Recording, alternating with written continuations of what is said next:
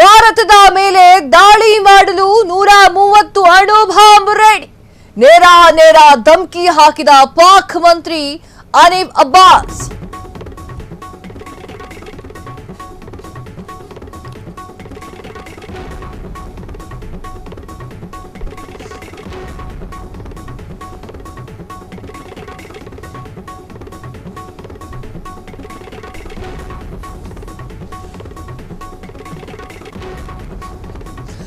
ಭಾರತದ ಮೇಲೆ ದಾಳಿ ಮಾಡೋಕೆ 130 ಅಣು ಬಾಂಬ್ ರೆಡಿ. ನೇರ ಧಮಕಿ ಹಾಕಿದ ಪಾಕ್ ಮಂತ್ರಿ ಅನೀಫ್ ಅಬ್ಬಾಸಿ. ಸಿಂಧೂ ನದಿ ನೀರನ್ನ ನಿಲ್ಲಿಸಿದ್ರೆ ಪೂರ್ಣ ಪ್ರಮಾಣದ ಯುದ್ಧಕ್ಕೆ ರೆಡಿಯಾಗಿದ್ದೇವೆ. ಭಾರತ ಮತ್ತೆ ಖ್ಯಾತಿ ತೆಗೆದ್ರೆ ಅಣು ಬಾಂಬ್ ದಾಳಿಗೆ ನಾವು ರೆಡಿ. ನಾವು ಶಸ್ತ್ರಾಸ್ತ್ರ ಕ್ಷಿಪಣಿ ಪ್ರದರ್ಶನಕ್ಕೆ ಇಟ್ಟಿಲ್ಲ. ನಮ್ಮ ಬ್ಯಾಲಿಸ್ಟಿಕ್ ಕ್ಷಿಪಣಿಗಳು ಭಾರತವನ್ನ ಗುರಿಯಾಗಿಸಲು ಸಜ್ಜಾಗಿದೆ. ದೇಶದ ವಿವಿಧ ಪ್ರಾಂತ್ಯಗಳಲ್ಲಿ ರಹಸ್ಯವಾಗಿ ಅಣ್ವಾಯುಧ ಇಟ್ಟಿದ್ದೇವೆ. ಇದರ ಪರಿಣಾಮಗಳು ಏನಾಗುತ್ತೆ ಅಂತ ಗೊತ್ತಲ್ಲ.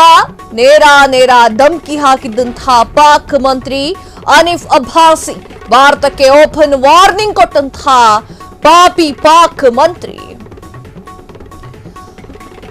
ಎಸ್, ಹನೀಫ್ ಅಬ್ಬಾಸಿ ತಮ್ಮ ಮಾತುಗಳ ಮೇಲೆ ನಿಯಂತ್ರಣ ಇರಲಿ. ನೀವು ಮಾತನಾಡ್ತಾ ಇದ್ದಿದ್ದು ಭಾರತದ ಮೇಲೆ.